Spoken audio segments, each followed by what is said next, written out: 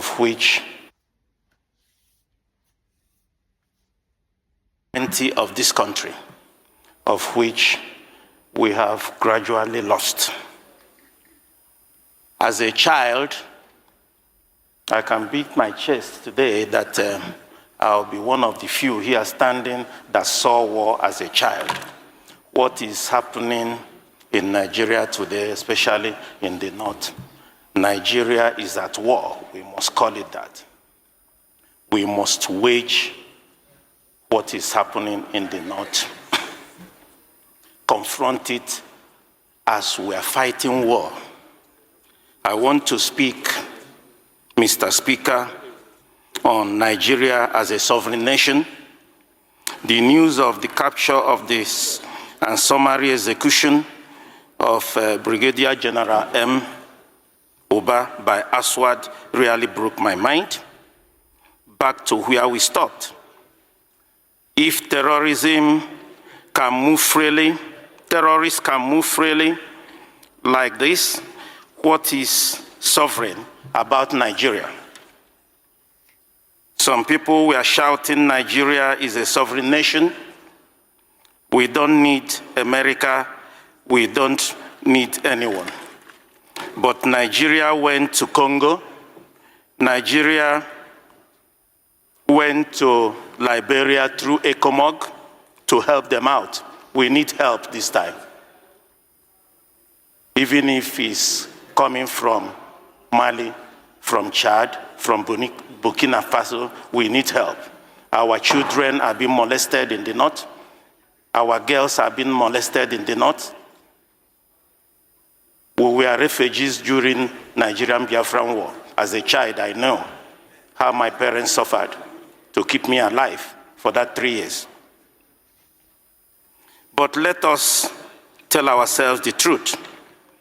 What kind of sovereignty allows terrorists to capture and kill a whole general like a common criminal?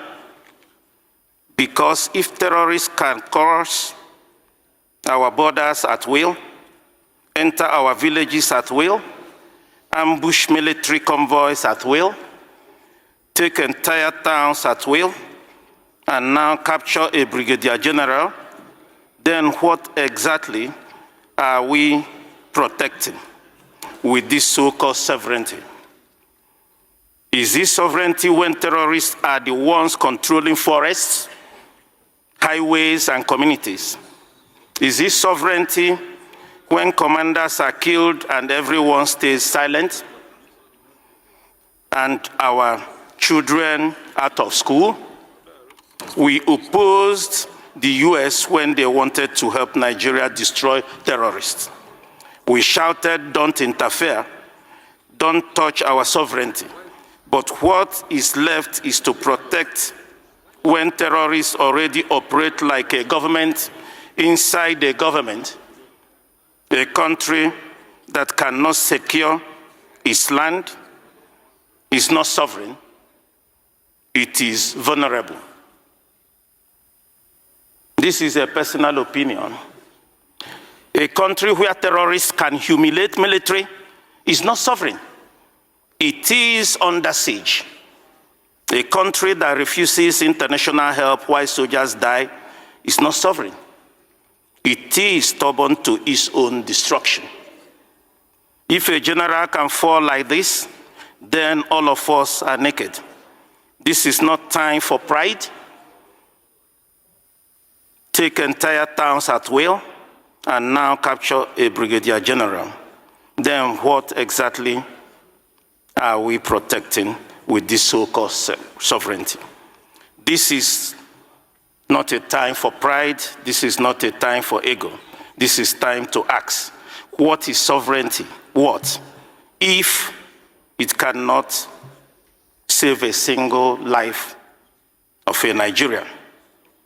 Truly, a country of particular concern. As an opposition, I'm standing here to say that, Mr. President, I've observed over time since 99, he's a very courageous person. That's why in 99 in Lagos, I voted for him to be a governor.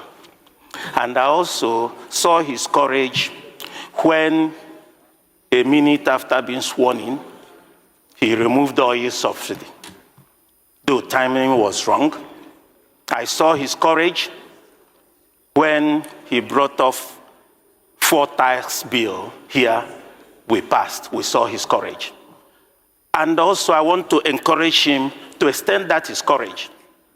Today, our brother has been jailed for life, and the judge